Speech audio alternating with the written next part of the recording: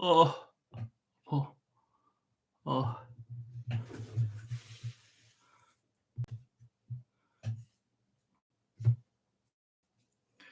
What's up, everybody? What's up?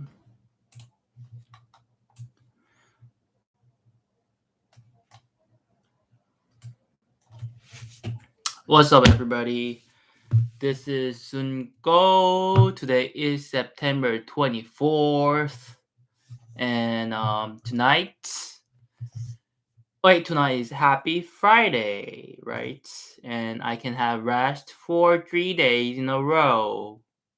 So happy, right? Tonight, what I brought here is jelly. Jelly that comes from Jeju Island. But before I eat these, let me explain to you what Jeju Island is. If you are South Korean, or if you've ever visited South Korea, or if you've ever planned to visit South Korea, then you would have heard Jeju Island, because Jeju Island is like a must go to, you know, destination, especially in holiday season in Korea.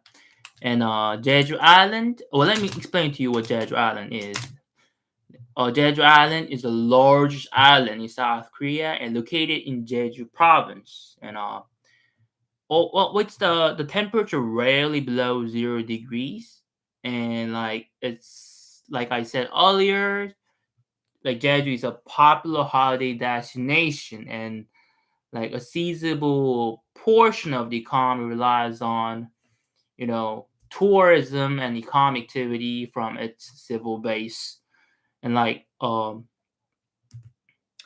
last time I visited Jeju Island was like a year or 2 years ago. I visited there with my father, and like there are specific places that you must go to when you visit Jeju Island, and I'm going to talk about more in detail next time. But to make long story short, one of the destination. If somebody asked me to pick one destination, that I would definitely choose Hala Mountain, which is located at the center of Jeju Island, and it's pretty big. So I'm going to talk more about Jeju Island in detail next time, for real. But from what I remember, one thing that not mesmerized, one thing that surprised me was that I could see a lot of foreigners, like not only like Korean, but a lot of foreigners, especially Chinese.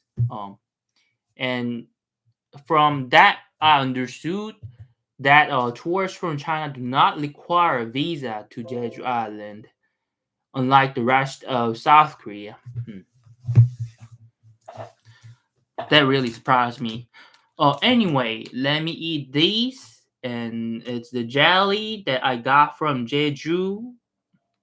Let's try these, and I'll tell you how it tastes. This pink one is raspberry wine jelly, and this blue one is a blueberry jelly.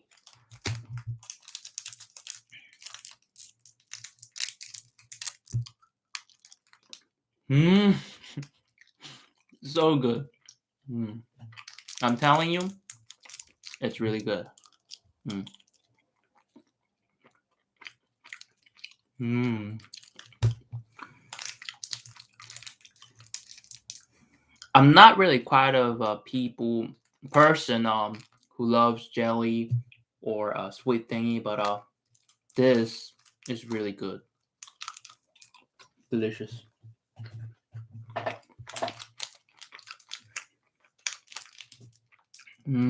Blueberry jelly.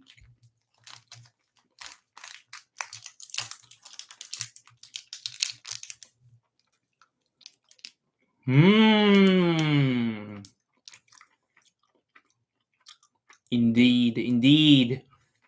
So good, for real. Mm. Really good. Well made jelly. Well made.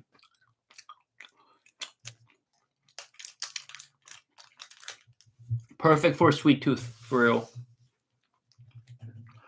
Okay, let's see where I left off last time. Gonna keep reading. The Mysterious Island, right? Remember? Okay.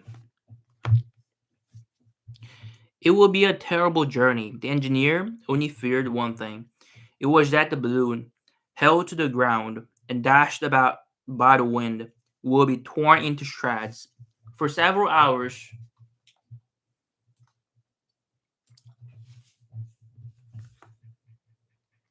he roamed round the nearly deserted square, surveying the apparatus.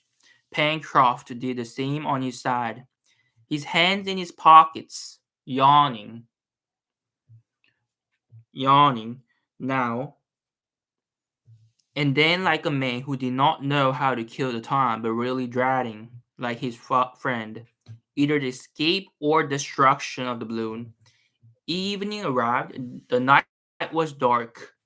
In the extreme, thick mist passed like clouds, closer ground, rain fell mingled with snow. It was very cold. A mist hung over Richmond. It seemed as if the violent storm had produced a truce between the besiegers and the besieged, and that the cannon were silenced by the louder detonations of the storm. The streets of the town were deserted. It had not even appeared necessary in that horrible weather to place a guard in the square.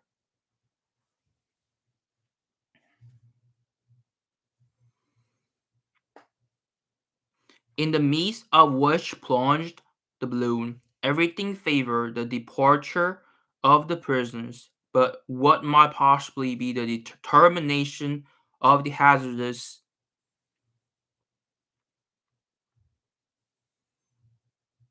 voyage they contemplated in the midst of the furious elements?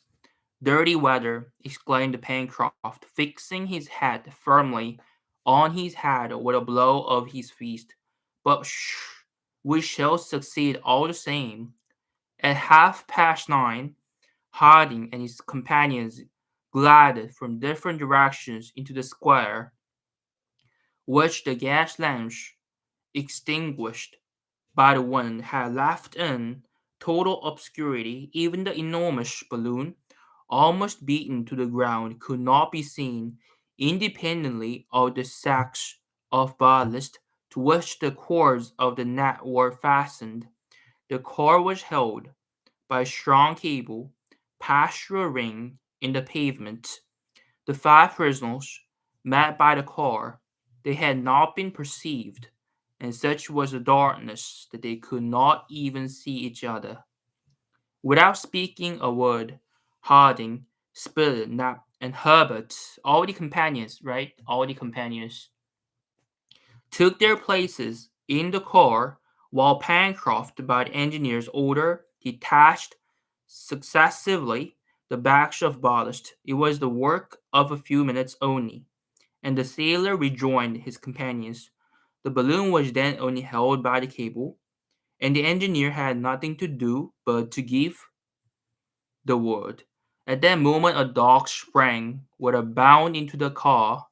It was Top, a favorite of the engineer. The faithful creature, having broken his chain, had followed his master. He, however, fearing that its additional weight might impede their ascent, wished to send away the animal. One more will make but little difference. Poor beast! Exclaimed Pencroft, heaving out two bags of sand. And as he spoke, letting go the cable, the balloon, ascending in an oblique direction, disappeared after having dashed the car against two chimneys, which it drew down as it swept by them. Then, indeed, the full rage of the hurricane was exhibited. to the voyagers.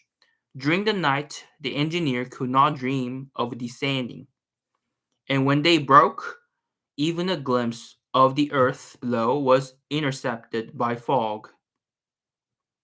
5 days had passed when a partial clearing allowed them to see the wide extending ocean beneath their feet, now lashed into the maddest fury by the gale. Our readers will recollect what befell these five darling individuals who set out on their hazardous expedition in the balloon on the 20th of March. 5 days afterwards, four of them were thrown on a desert coast 7,000 miles from their country, but one of their number was missing, the man who was to be their god, their leading spirit, the engineer, Captain Harding. The instant they had recovered their feet, they all hurried to the beach in the hopes of rendering him assistance. Four of them were thrown on a desert coast, 7,000 miles from their country, but one of their number was missing, the man who was to be their guide, their leading spirit, the engineer, the Captain Harding. Captain Harding was their main spirit, but now he's missing. Oh, hey, honey. Are you there? Oh, for real, I'm a bit tired tonight. I didn't do any exercise and I was hella tired, but I gotta do what I gotta do, so I came here. Hmm. Thanks for coming though. Look, I gained weight. Look at all the fats here. Anyway, I'll keep reading though. 5 days afterwards, four of them were thrown on the desert coast. Oh, I already read that part. Oh, the instant they had recovered their feet, they all hurried to the beach in the hopes of rendering him assistance. Now we got to chapter 3. Chapter 1 and chapter 2, uh, it was explanation about how people got to the land. And the most important person, Harding, now he is missing. And that signifies that a lot of people survives at this point will be at lost because the most important person is now missing, right? Okay, now we go to chapter 3 and we'll see how the story goes. The engineer, the masses of the net having given way, had been carried off by a wave. His dog also had disappeared. The faithful animal had voluntarily leapt out to help his master. Ford, cried the reporter, and all four, Spilett, Herbert, Pencroft, and Nab, forgetting their fatigue, began their search. Poor Nab shed bitter tears, giving way to despair at the thought of having lost the only being he loved on earth. Only 2 minutes had passed from the time when Cyrus Harding disappeared to the moment when his companions set foot on the ground. They had hopes, therefore, of arriving in time to save him. Let us look for him. Let us look for him, cried Neb. Yes, Neb, replied the Gildan Spilett, and we will find him too. Living, I trust.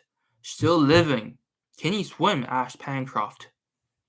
Yes, replied Neb.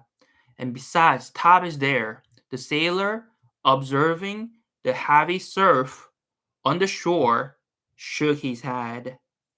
The engineer had disappeared to the north of the shore, and nearly half a mile from the place where the castaways had landed, a mile away from Harding. That's what I know.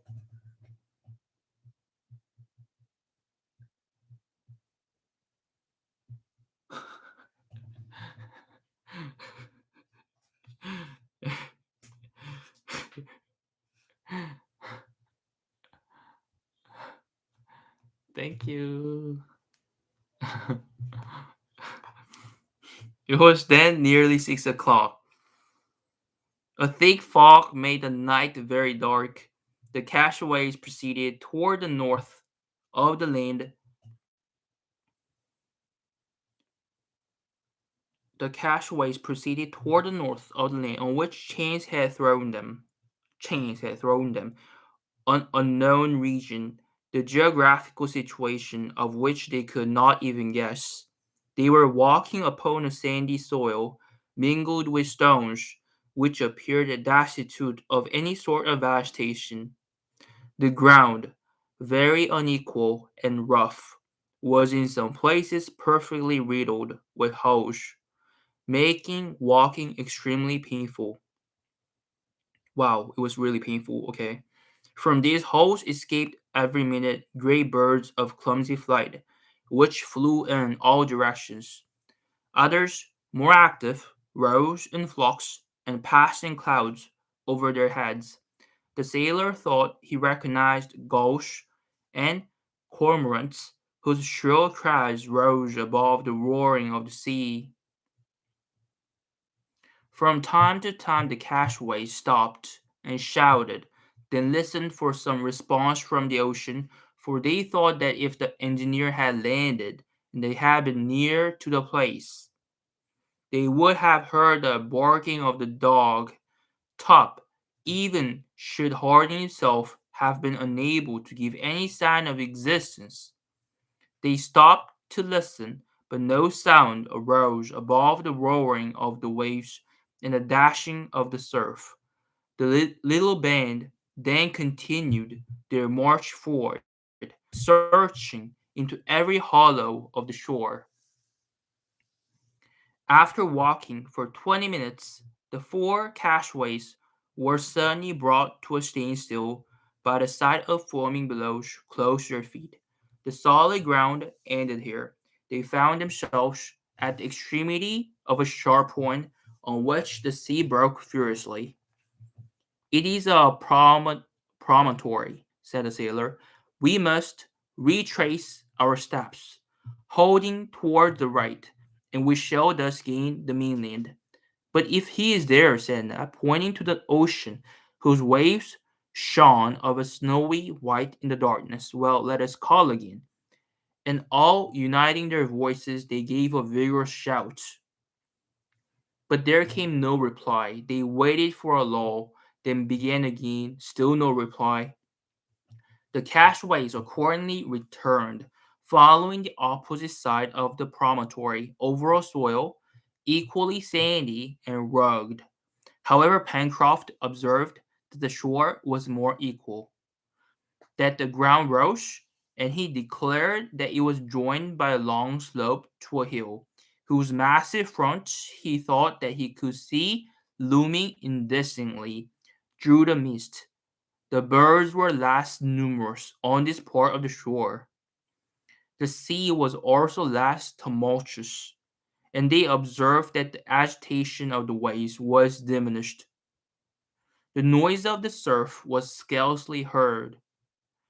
This side of the promontory evidently formed a semicircular bay, which the sharp point sheltered from the breakers of the open sea. But to follow this direction was to go south, exactly opposite to that part of the coast where Harding might have landed. After a walk of a mile and a half, the shore presented no curve which would permit them to return to the north. This promontory, of which they had turned the point, must be attached to the mainland. The castaways, although their strength was nearly exhausted, still marched courageously forward, hoping every moment to meet with a sudden angle which would set them in the first direction. What was their disappointment when, after trudging nearly 2 miles, having reached an elevated point composed of slippery rocks, they found themselves again stopped by the sea. "We're on an islet."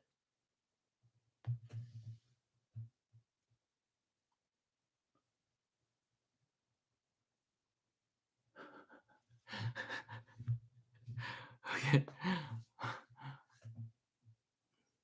Okay. Thanks, Emo. Thanks, Emo.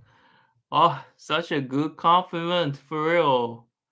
I'll think about doing ASMR in the future. It's a one option. It's one of the options that I can consider. Uh, let's talk about that in detail next time we meet. Hmm. I've got a lot of things to think about. Uh, we're on an islet, said Pencroft, and we have surveyed from one extremity to the other. The sailor was right. They had been thrown, not on a continent, not even on an island, but on an islet which was not more than 2 miles in length, with even a last breath. Was this barren spot the desolate refuge of seabirds, strewn with stones and destitute of vegetation, attached to a more important archipelago? It was impossible to say. When the voyagers from their car saw the land through the mist, they had not been able to reconnoiter it sufficiently. However, Pencroft, accustomed with his sailor eyes to peer through the gloom, was almost certain that he could clearly distinguish in the vast confused masses which indicated an elevated coast, but they could not in dark determine whether it was a single island or connected with others. They could not live it either. As the sea surrounded them, they must therefore put off till the next day their search for the engineer, from whom Alice, not a single cry had reached them to show that he was still in existence. The silence of our friend proves nothing, said the reporter. Perhaps he has fainted or is wounded and unable to reply directly, so we will not despair. The reporter then proposed to light a fire on a point of the islet which would serve as a signal to the engineer, but they searched in vain for wood or dry brambles. Nothing but sand and stones were to be found. The grief of Nap and his companions, who were all strongly attached to intrepid Harding, can be better pictured than described.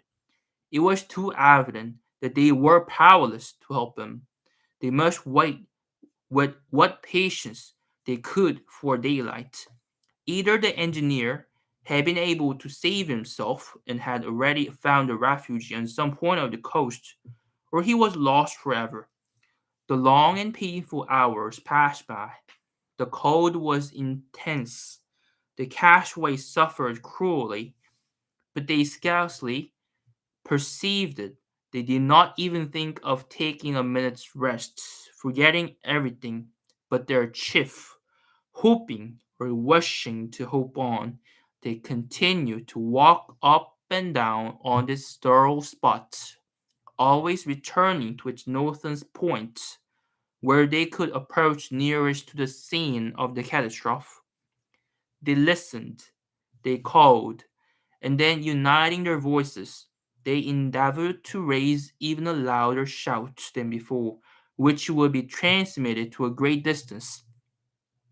The wind had now fallen almost to a calm, and the noise of the sea began also to subside. One of Nap's shouts even appeared to produce an echo. Herbert directed Pencroft's attention to it, adding, "That proves that there is a coast to the west at no great distance." The sailor nodded. Besides, his eyes could not deceive him. If he had discovered land, however, indistinct it might appear, land was sure to be there. But that distant echo was the only response produced by the Nab's shouts, while a heavy gloom hung over all the part east of the island. Meanwhile, the sky was clearing little by little. Towards midnight, the stars shone out, and if the engineer had been there with his companions, he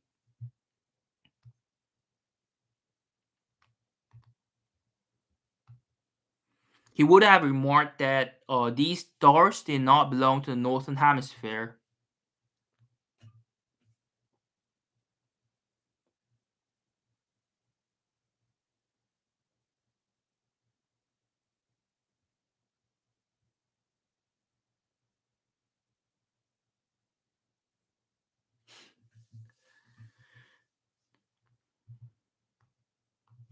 I would have remarked that these stars did not belong to the northern hemisphere. The polar star was not visible. The constellations were not those which they had been accustomed to see in the United States. The Southern Cross glittered brightly in the sky. The night passed away. Towards 5 o'clock in the morning of the 25th of March, the sky began to lighten. The horizon still remained dark, but with daybreak a thick mist rose from the sea, so that the eye could scarcely penetrate beyond 20 feet or so from where they stood. At length, the fog gradually unrolled itself in great heavily moving waves. It was unfortunate, however, that the castaways could distinguish nothing around them, while the gaze of the reporter and Nat were cast upon the ocean. The sailor and the Hubbard looked eagerly for the coast in the west, but not a speck of land was visible. Never mind, said Pencroft. Though I do not see the land, I feel it. It is there, there, as sure as the fact that we are no longer at Richmond. But the fog was not long in rising. It was only a fine weather mist. A hot sun soon penetrated to the surface of the island. About 6:30. Now I definitely know that they are in such a danger. The author describes like the danger in detail for real. I mean, so far I've been reading um and the most of the part is the description of the danger that they're facing.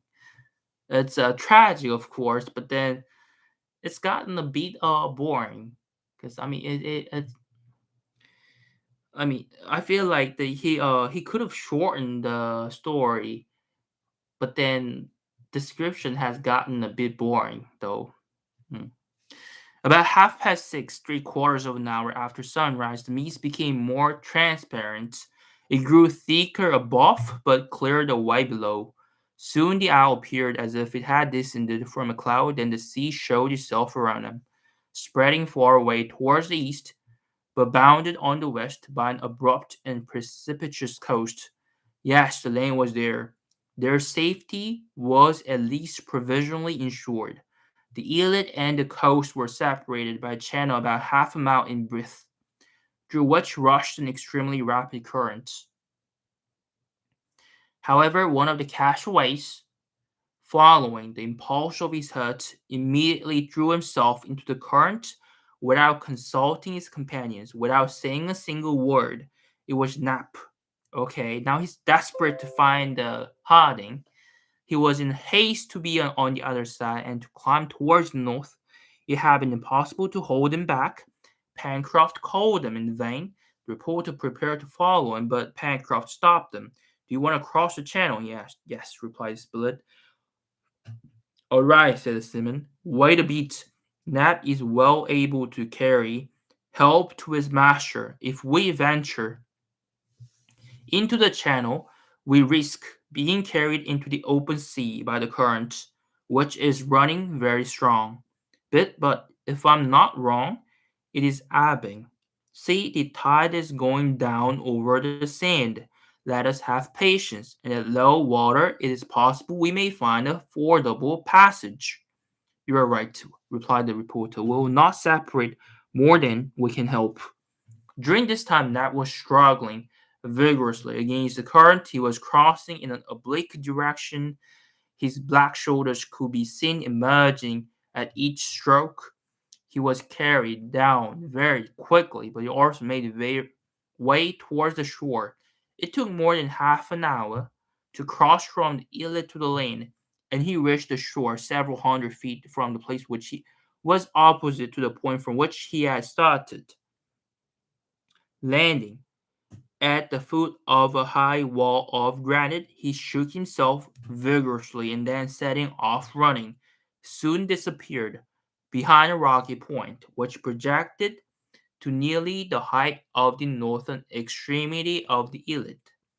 Nap's companions had watched his daring attempt with painful anxiety, and when he was out of sight, they fixed their attention on the land where their hope of safety lay, while eating some shellfish with which the sand was strewn.